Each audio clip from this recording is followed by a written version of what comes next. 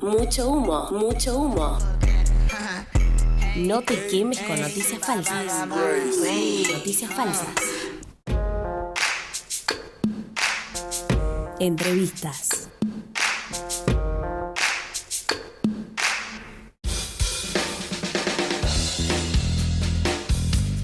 Bien, en este caso continuamos un poquito abordando la cuestión universitaria. Ayer tomábamos contacto con referentes del Consejo de Docentes e Investigadores de la Universidad Nacional. Hoy vamos a darle la bienvenida a Lisa Hort. Ella es secretaria general de la Asociación de Trabajadores de la Universidad Nacional del Nordeste, para conocer, cuál es su situación en torno a esta jornada también de medidas dentro de la universidad.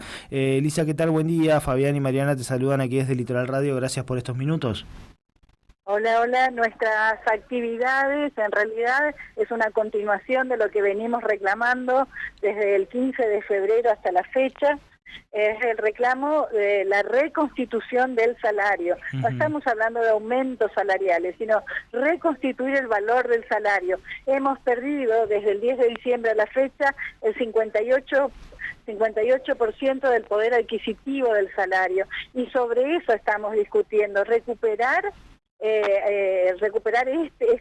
valores del salario, esta recomposición salarial, que inclusive la misma ministro de Educación ha reconocido, ¿no? Y nos ofrecía en algún momento una reparación de estos haberes salariales del 40%. No es lo que perdimos, pero se podía haber acordado. Estuvimos intentando a nivel nacional llegar a un acuerdo con ellos de cómo se pagaría eso, e inclusive dispuesto a aceptarlo que fuera inclusive en cuotas, pero mientras estábamos en diálogos de paritarias, referentes de Secretaría de Políticas Universitarias ya mandaban a las universidades los códigos de descuento con un 8%, con un 9%, el mensaje que uno recibe cuando está en mesa de negociación paritaria y las autoridades nacionales tienen esta conducta es que en realidad el diálogo, el consenso no les interesa, ¿no? Y de hecho es así, porque el concepto que tiene este gobierno nacional sobre la educación pública es muy diferente al que estábamos acostumbrados toda la sociedad argentina. Para los argentinos la educación pública, la educación superior pública era un bien social. Este gobierno actual lo considera un servicio. Por lo tanto, de no defenderlo, de no ponernos inclusive en la calle, porque es evidente que ya el diálogo no tiene resultados, vamos a terminar perdiendo la educación pública, y no en un plazo muy largo, para que sea todo rentado, ¿no? Entonces, ¿quién podrá ir a la universidad? Acá estaríamos perdiendo también esto que los argentinos tenemos como un valor, que es la movilidad social a través de la educación, de la profesionalización de los hijos de los trabajadores. Ese es nuestro reclamo. Lisa, y digo, recién dijiste un diálogo que no tiene retorno. ¿Han intentado en estos últimos días, en estas últimas semanas? Sí, nosotros los sindicatos no tenemos problemas con nuestras autoridades locales universitarias. O sea, desde el rectorado y desde la Universidad Nacional del Nordeste sí tienen respuestas. No, la verdad es que nuestras autoridades es magia como la mantienen abierta, porque recién sobre fines de marzo recibieron un magro 70% de lo que les habían prometido de recomposición para gastos de funcionamiento, y con eso lo siguen manteniendo, tanto los decanos como los rectores, y no solo en la UNE, en todo el país. Porque en realidad, al congelar el presupuesto, el congelamiento del presupuesto es fatal, porque el presupuesto que estamos manejando se lo pactó entre octubre y noviembre del 22, se lo ejecutó en el 23 y lo seguimos prorrogando hasta ahora. ¿Usted puede imaginar que un presupuesto cerrado a noviembre del 22 tenga algún tipo de vigencia en la actualidad? Imposible.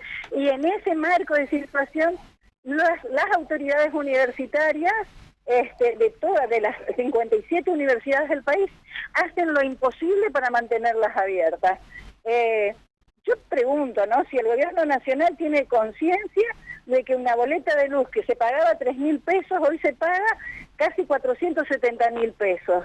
Es imposible. Y esto que nosotros lo ponemos ahora a la palestra y le contamos a todo el mundo, es lo que vive todo ciudadano en el país. Usted en su casa, ¿cuánto pagaba de luz el año pasado y cuánto le viene la boleta ahora?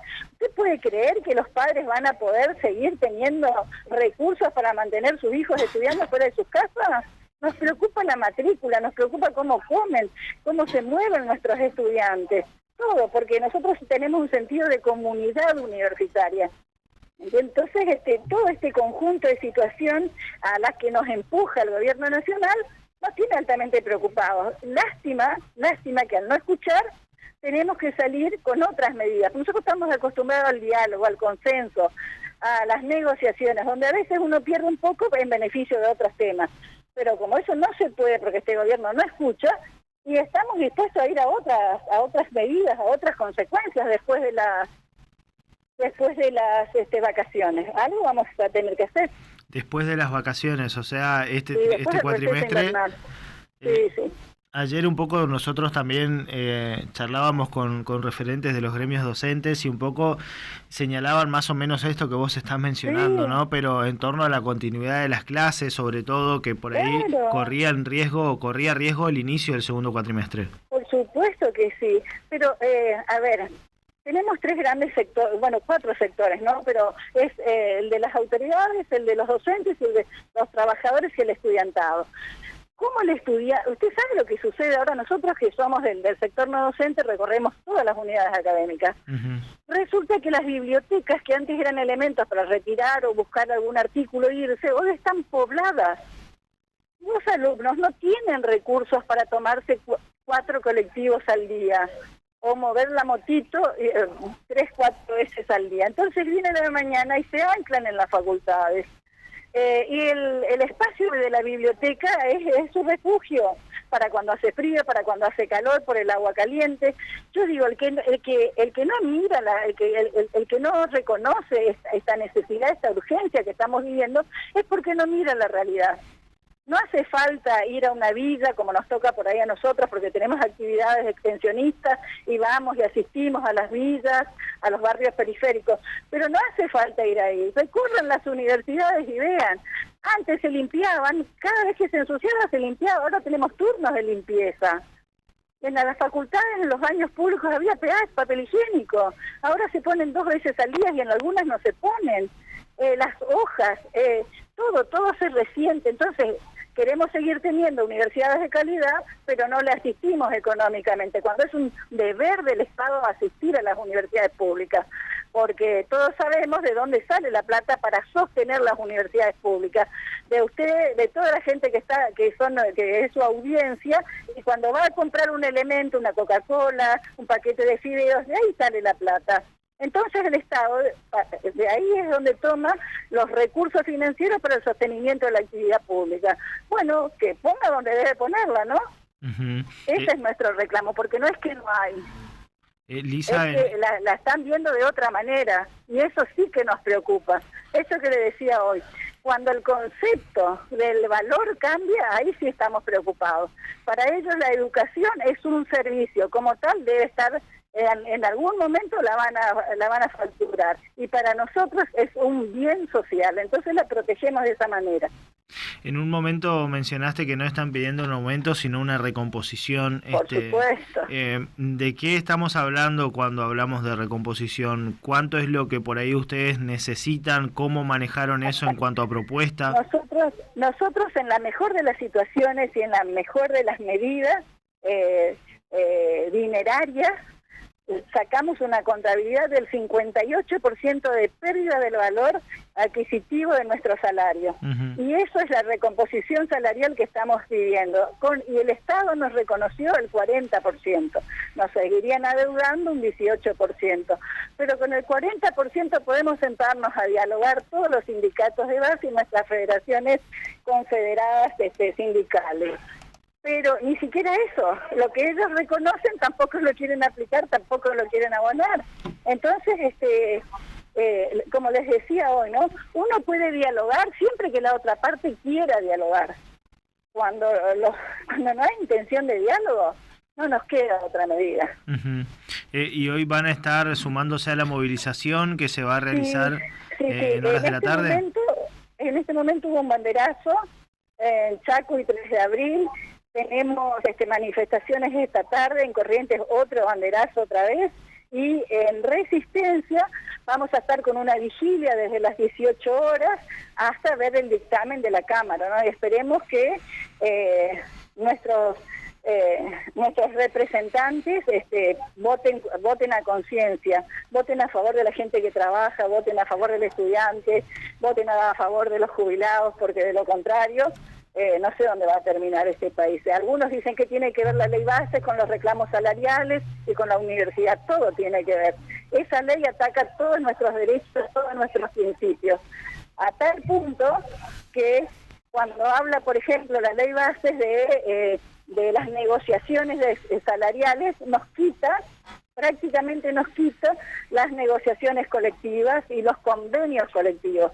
Las universidades están reguladas y funcionan bien porque nosotros sí tenemos convenios colectivos. La gente se asciende dentro del escalafón de trabajo o ingresa a trabajar a la universidad por concurso. Eso se pierde si perdemos los convenios colectivos, y esta posibilidad de negociar los salarios, de ver nuestras recomposiciones en una mesa de diálogo sin estar confrontándonos. Todas estas cuestiones, la ley de base vota en contra, tiene conceptos en contra. Entonces, por eso nos oponemos a la ley de base. Las jubilaciones, por ejemplo, de nuestros trabajadores.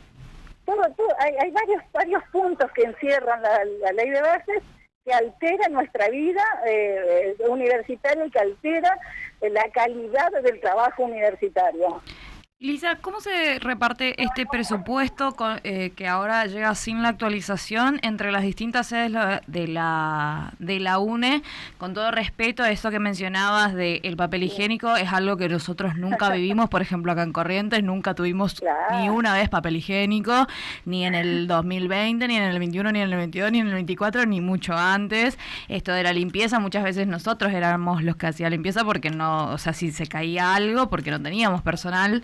Entonces, ¿cómo es? ¿Dónde Esto es eso? Sargento Cabral, por sede Comunicación, Turismo y Laborales. Bueno, ¿cómo se reparte el presupuesto?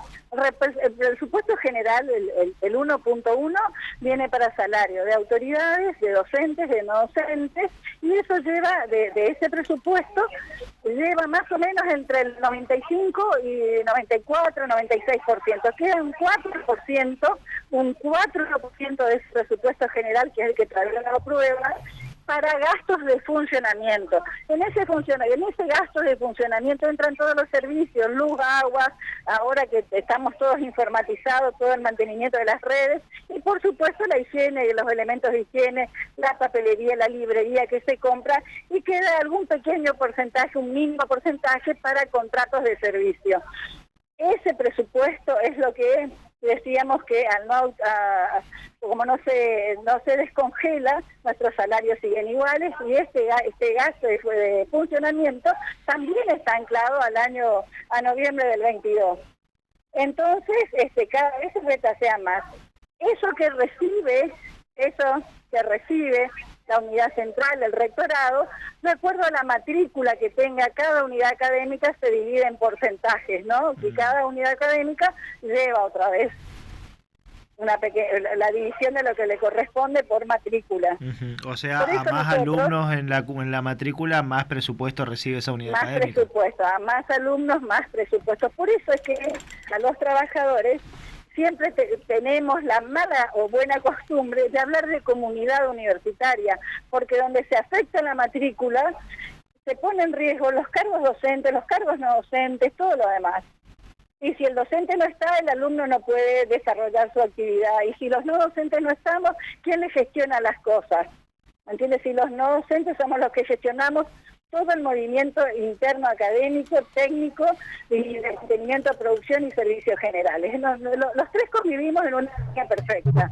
Entonces a nosotros nos preocupa cuando cualquiera de los sectores está mal. Lisa, entonces para reiterar, va a haber otro banderazo aquí en Corrientes esta tarde y también en Resistencia. Sí. por ahora hacemos eso, pero el mes que viene veremos qué otras medidas tomaremos, porque la verdad es que cuando uno está a cargo, está al frente, digamos, de un sindicato, lo que hace es mirar, hacer una lectura de los signos que uno viene viendo en los últimos 3, 4, 5 meses, ¿no? Y los signos que estamos viendo son siempre de desidia, de abandono hacia esto que es la cuestión pública. Siempre el maltrato a todo lo que es público, cuando en realidad lo público es lo que nos mantiene como país. Porque si no, seríamos como algunos de nuestros países vecinos, donde solamente el rico accede a la educación y el pobre va a trabajar de lustrabotas, ¿no? Bueno, a eso es lo que nos resistimos. Y cuando, como le decía hoy, cuando uno está a cargo de algún sindicato y hace una lectura, ve los signos, los síntomas que vamos teniendo, y esto todavía no hemos tenido un signo, ni siquiera de diálogo. No estoy diciendo de conversaciones serias y de reconstitución de cosas, estoy diciendo de diálogo. Entonces, tenemos que ser muy ilusos, pensar que en 30 días la situación puede cambiar. Pero claro, en política todo puede suceder en cuestión de horas. Pero viendo las trayectorias nos parece que no. Entonces también estamos preparándonos para un futuro más complejo que inclusive que el que estamos viviendo ahora. O sea, esto puede continuar incluso con algunas actividades durante el mes que viene y con el ojo puesto en el inicio del segundo cuatrimestre. Sí.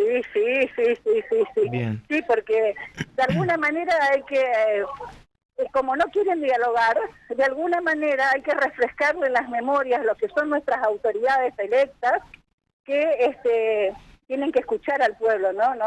Esto no es una empresa particular como las que están acostumbrados a gobernar, y entonces deciden por afinidad o por gusto cómo debe funcionar la cosa. No, esto no es una empresa particular. Las empresas del Estado tienen normas, tienen reglas, tienen normas que seguir, y eso es lo que le estamos pidiendo a las autoridades nacionales, que recuerden dónde están. Lisa, gracias por tu tiempo, muy amable.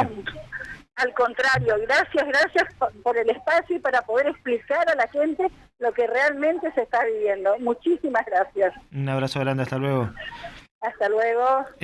Lisa Hort charlaba con nosotros. Ella es secretaria general de la Asociación de Trabajadores de la UNE, ATUN por sus siglas, y bueno, comentándonos un poquito también cuál es el punto de vista desde el lado de los no docentes. Ayer tomábamos contacto con referentes del gremio de CODIUNE, en este caso con Marisol Lipski, que bueno, nos comentaba un poquito cuál es la situación de los docentes. Ahora la voz de Lisa explicándonos un poquito también cuál es la situación de los no docentes. Van a estar acompañando las movilizaciones esta tarde, un banderazo también aquí en Corrientes, en Resistencia, y bueno, esto va a continuar con algunas cuestiones en el mes de julio y puesta sobre todo con los ojos puestos en lo que es el inicio del segundo cuatrimestre, que ayer Marisú decía que peligra el inicio del segundo cuatrimestre, y bueno, ella también afirmando esta situación que si sigue así, lamentablemente por ahí va a ser un condicionante completamente para ver si arranca con normalidad o no también la continuidad del ciclo lectivo para este 2024 en los ámbitos universitarios, o por lo menos en el ámbito de la Universidad Nacional del Nordeste. 11:01 en la Argentina. Felabo siempre encuentra la forma.